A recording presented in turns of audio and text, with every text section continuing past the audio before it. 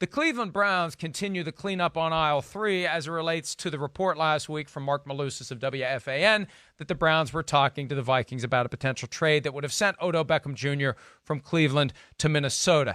And what was strange about this one, Paul DePodesta, the Browns' chief strategy officer, came out on Thursday and said on the record, in his name, in his voice, no misunderstanding, no confusion, that the report was completely false. Okay, fine, end of story. Report's completely false. We understand your position, even though we don't necessarily believe it, because sometimes a team finds itself in a must-lie situation. Because if they did talk to the Vikings about a possible trade for Odell Beckham Jr., and if it either fell through or got tabled, the last thing Paul DePodesta is going to say publicly is, yeah, we had some conversations about trading Odell Beckham Jr., but it didn't work out, and we hope Odell Beckham Jr. will continue to be happy here, even though we were talking about trading him somewhere else. No, that's not going to work. It's especially not going to work with Odell Beckham Jr. You can't do that. We've seen it time and again. Look, teams lie all the time for strategic reasons.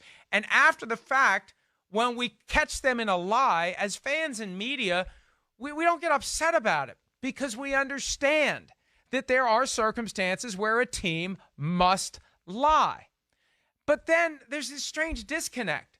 When they are potentially lying to our faces, too many of us just accept it as the truth, even though we have seen time and again after the fact that it was a lie, or we understand that they have to lie about it. And something strange happened yesterday in this Odell Beckham Jr. story, even though Paul DePodesta was on the record Thursday saying that the rumors, the reports, whatever, of a potential trade to the Vikings are completely false. An unnamed Browns source told Adam Schefter of ESPN the same thing. You just said it 3 days ago. You said it in Paul DePodesta's name. And now you got a leak to Schefter on Sunday that it's not true, that there were no talks at all, and that's the truth. Anytime... And this is where I think the reporters have an obligation to serve as maybe a little bit of a BS filter here.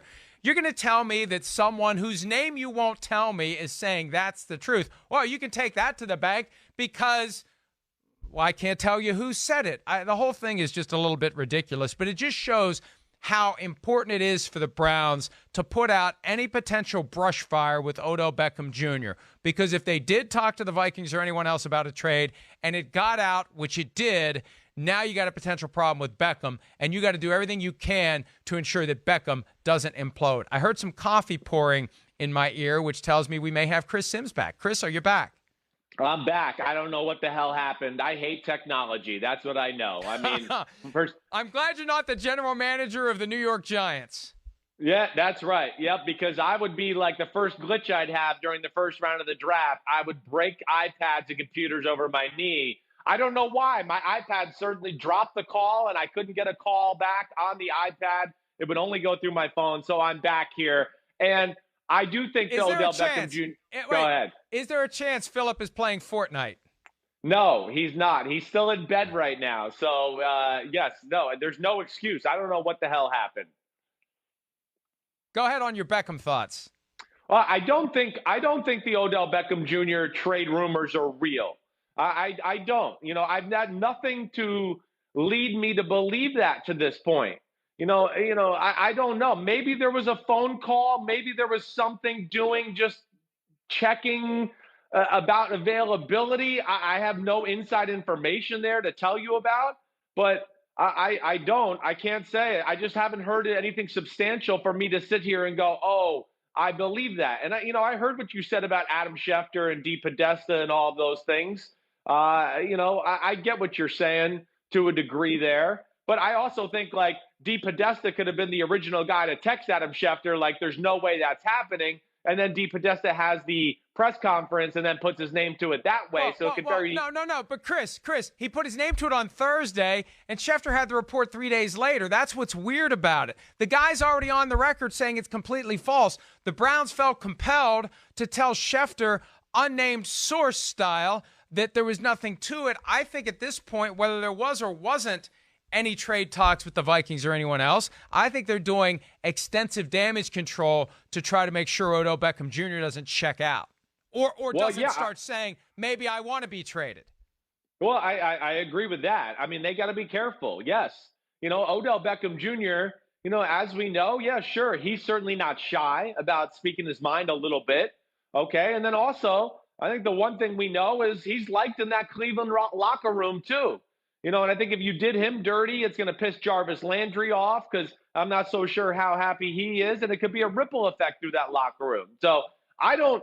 If I was Cleveland, first off, there's just no way I would trade Odell Beckham Jr. and certainly not for a second and a fifth right now with his current contract situation and as talented he is as a football player. So I don't understand that, and I really think the Odell, Baker Mayfield, Jarvis Landry, Nick Chubb combination has a chance to be really special. Like they have a chance this year to make a run and be legit. Don't ruin it now in the offseason and trade away your most explosive offensive asset. And, Mark Malus has doubled down on Friday, talking about how he got the information. Of course, he can't disclose his sources, but, it's not out of the question that the Vikings approached the Browns. There's the pipeline there between Mike Zimmer, Rick Spielman, and Kevin Stefanski, who worked for the Vikings from 2006 through the completion of the 2019 season. So it's very easy to break the ice. And maybe the Vikings offered a 2 and a 5, and the Browns said, that ain't getting it done, right? Well, think about it. Okay, no, we're not doing it. And that would qualify as discussions on a possible trade that would have involved a 2 and a 5, but the Browns ultimately say no way in hell. But, Chris, my broader point is this. We see this all the time where teams deny things and then they go ahead and do it. Yes. So that's what makes it even harder in a situation where we're trying prospectively to figure out what the truth is, because there is an established history of teams lying and then doing that thing that they said they weren't going to do. Well, yeah, I mean, there's no doubt about that. I mean, we can't listen to any of these coaches, GMs. We've had, how many have we had just lie to our face, right, to us? Whether it be Rick Spielman or, Nick Saban back in the day, with the Dolphins, whoever it may be. There's been plenty of examples of that, and I understand that. And then Rick never lied to us. In 2013, Rick said we have no intent to trade Percy Harvin, and they had no intent at the time, and then they did. And we gave him a chance to say we have no intent to trade to Stephon Diggs, and he said Stephon Diggs is a Minnesota Viking, which was 100% accurate at the time. It was 100% accurate. You're right. Very good job of wiggling out Mr. Spielman with the English language. Very good job. You're right. He didn't lie to us. I don't want to call him a liar.